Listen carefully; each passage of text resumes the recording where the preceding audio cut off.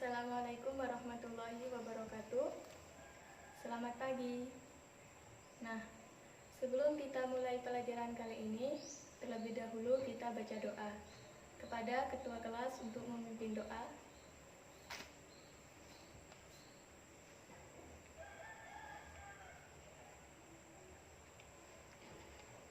Baik, terima kasih. Selanjutnya, Ibu akan absen untuk pertemuan kali ini.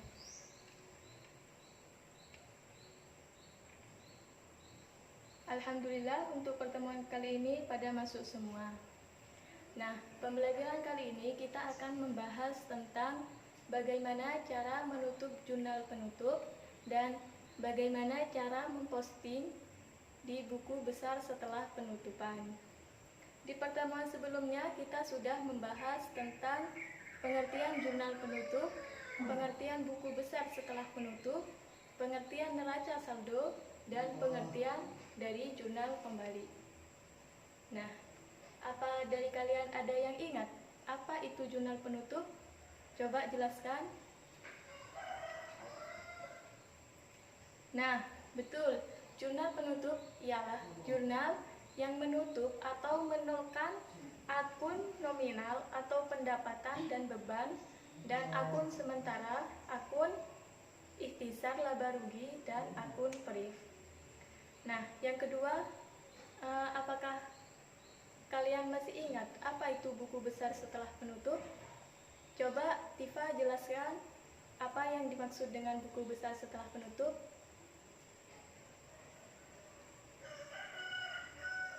Nah, ya betul. Buku besar setelah penutup ialah buku besar yang memindahkan atau memposting akun-akun yang berada pada jurnal penutup sesuai dengan masing-masing akun tersebut. Nah, tujuan pembelajaran kali ini yaitu untuk mengetahui bagaimana cara memposting atau cara menutup jurnal penutup dan bagaimana cara menutup atau memposting di buku besar setelah penutup. Nah, simak betul-betul materi yang akan disampaikan oleh Ibu, karena materi ini sangat penting untuk masa depan kalian. Jika salah satu dari kalian bisa bekerja di suatu perusahaan atau bank, kalian tidak akan kebingungan lagi tentang materi yang akan disampaikan pada hari ini. Nah, selanjutnya langsung saja kepada materi yang pertama, yaitu materi tentang jurnal penutup. Nah, di sini akun-akun apa saja yang akan ditutup? Yang pertama yaitu akun pendapatan, yang kedua akun beban, yang ketiga akun ikhtisar laba rugi, dan yang keempat akun perif. Nah, di sini Ibu mempunyai contoh tentang cara menutup jurnal penutup, dan di sini contoh dari buku besar. Nah, habis ini kita langsung praktek. Simak betul-betul ya. Baik, yang pertama kita akan bahas tentang akun pendapatan. Nah, di sini contoh laporan di pertemuan sebelumnya ya. Akun pendapatan di sini ada di kredit. Jadi, di jurnal penutup itu posisinya ada di debit. Misal, di sini jurnal pendapatan Rp 10.000. Nah, ikhtisar laba ruginya itu ditulis di kredit senilai harga pendapatan.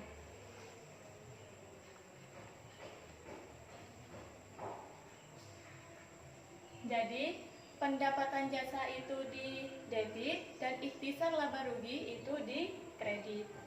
Nah, sampai di sini sebelum Ibu lanjutkan, apakah ada yang ingin ditanyakan? Jika tidak ada, Ibu akan melanjutkan tentang ke akun modal. Nah, yang kedua yang akan kita tutup yaitu nilai beban. Nilai di debitnya itu yaitu nilai ikhtisar laba rugi, dan beban itu menjadi kredit. Nah, bebannya sebesar 5.000 ditulis di kredit. Nah, sedangkan ikhtisar laba ruginya itu senilai harga yang ada di beban, berarti 5.000 juga. Nah, selain Selanjutnya, jika ada beban-beban yang lain, itu ditulis seterusnya. Nah, yang ketiga, kita akan menutup tentang laba rugi. Di pertemuan sebelumnya, perusahaan kita mengalami kerugian sebesar Rp5.000. Jadi, akun yang kita tutup yaitu modal. Modal itu ada di debit, dan yang ada di kredit yaitu saldo rugi. Nah, modal itu sesuai dengan kerugian yang dialami perusahaan. Berarti modalnya di sini 5.000 dan saldo ruginya di kredit sebesar 5.000. Nah, jika perusahaan mengalami laba, itu berarti sebaliknya. Modal di kredit, laba atau saldo laba itu ada di debit. Nah, yang terakhir yaitu kita akan menutup nilai PRIF. Nilai PRIF di sini diambil di laporan perubahan modal. Jadi, PRIF di sini bersama dengan modal. Jadi, modal di debit dan PRIF di kredit. Modal di debit itu sesuai dengan PRIF yang dikeluarkan. PRIF yang dikeluarkan sebesar Rp15.000. Jadi, modalnya itu juga Rp15.000. Nah, setelah akun-akun ini dicatat, kemudian akun-akun tersebut dicatat dalam jurnal penutup sesuai dengan akunnya dan sesuai dengan tanggalnya.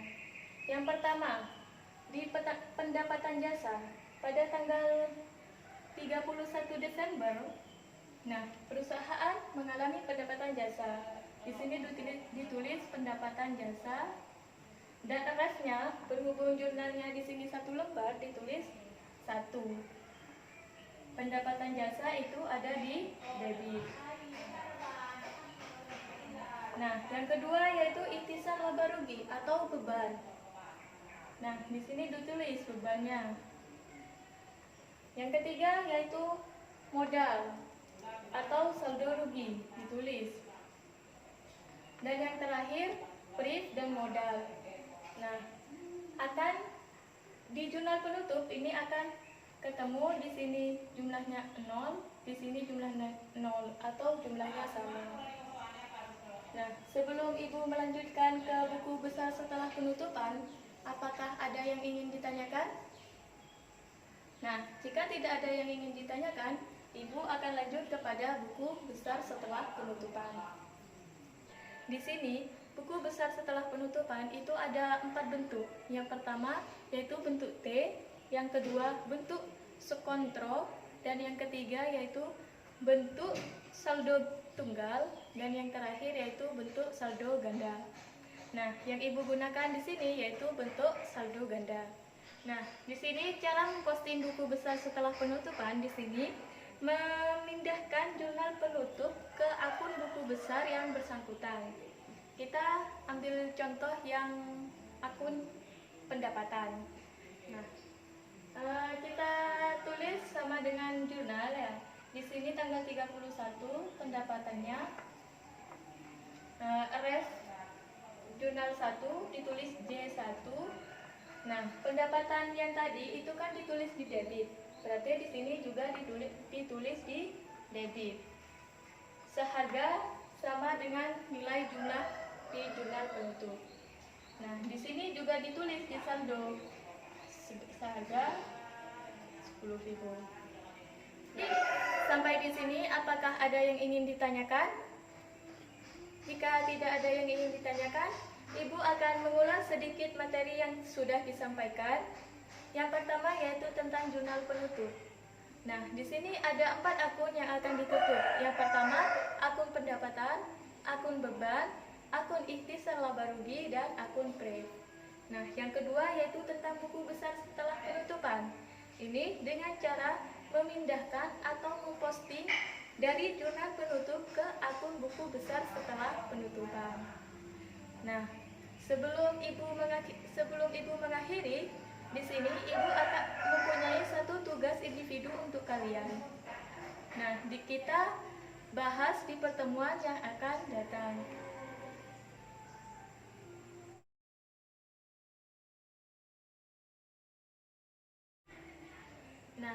Sekian pertemuan kita kali ini.